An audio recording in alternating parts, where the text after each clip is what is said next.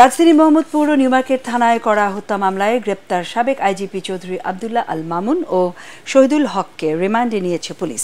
সকালে ঢাকার সিএমএম কোর্টে হাজির করে তদন্তকারী কর্মকর্তা তাদের রিমান্ড চান। শুনানি শেষে হত্যা মামলায় শহীদুল হকের 7 দিন এবং চৌধুরী আব্দুল্লাহ আল মামুনের 8 দিনের রিমান্ড মঞ্জুর করে আদালত। রিপোর্ট করছেন জি.এম. তসলিম। কড়া নিরাপত্তায় সকাল 6:30টার দিকে সাবেক আইজিপি আব্দুল্লাহ আল মামুন ও শহীদুল হককে আদালতে হাজির করে পুলিশ। এদিন মোহাম্মদপুরে মুদি দোকানি আবু সাইদ হত্যা মামলার সুষ্ঠু তদন্তের স্বার্থে আব্দুল্লাহ আল মামুনকে 10 দিনের রিমান্ড চায় পুলিশ। শুনানি শেষে ঢাকার মেট্রোপলিটন ম্যাজিস্ট্রেট আখতারুজ্জামান 8 দিনের রিমান্ড মঞ্জুর করেন।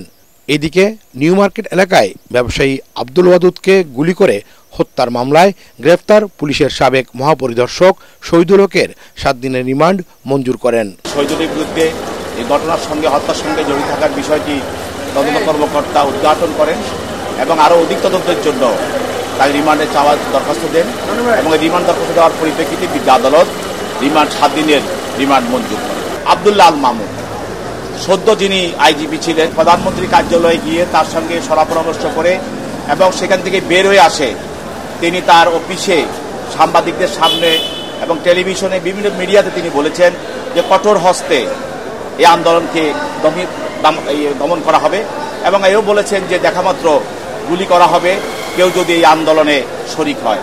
বসিলা চৌরাস্তায় যে হত্যাটা হয়েছিল দোকানি আব্দুল সাইদ, এই হত্যার সঙ্গে জড়িত থাকার কারণে তাকে গ্রেপ্তার করে এবং এই মামলায় শুনানি অন্তে তার বিরুদ্ধে 8 দিনের রিমান্ড মঞ্জুর। হত্যা মামলায় সুনির্দিষ্ট অভিযোগ ছাড়া কোনো রিমান্ড হয় না।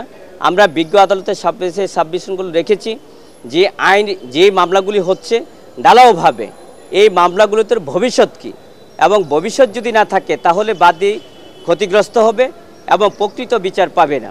আদালতের কাঠগড়ায় দাঁড়িয়ে বিচারকের অনুমতি নিয়ে নিজেকে নির্দোষ দাবি করে বক্তব্য রাখেন সাবেক পুলিশ প্রধান শহীদুল হক। তবে এই সময় নিশ্চুপ ছিলেন সাবেক আইজিপি আব্দুল্লাহ আল মামুন। এর আগে গতরাতে উত্তরা থেকে তাদের দুজনকে গ্রেফতার করে গোয়েন্দা পুলিশ ডিবি।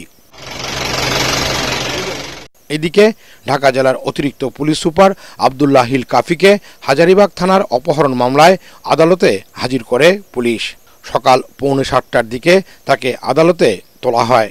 এ সময় মামলার সুষ্ঠু তদন্তের স্বার্থে তাকে 10 দিনের রিমান্ড নিতে আবেদন করে পুলিশ। শুনানি শেষে ঢাকার মেট্রোপলিটন ম্যাজিস্ট্রেট আখতারুজ্জামান 8 দিনের রিমান্ডের আদেশ দেন। এর আগে সোমবার কাফির বিরুদ্ধে মরদেহ পুড়িয়ে ফেলার অভিযোগে আশুলিয়া থানা ও হাজারীবাগ থানায় মামলা দায়ের হয়। প্রাথমিকভাবে আশুলিয়ার ঘটনায় তার সংশ্লিষ্টতা পাওয়ায় বিমানবন্দর থেকে ডিবি পুলিশ কাফিকে আটক করে। জি.এম. তসলিম, ATN বাংলা, ঢাকা।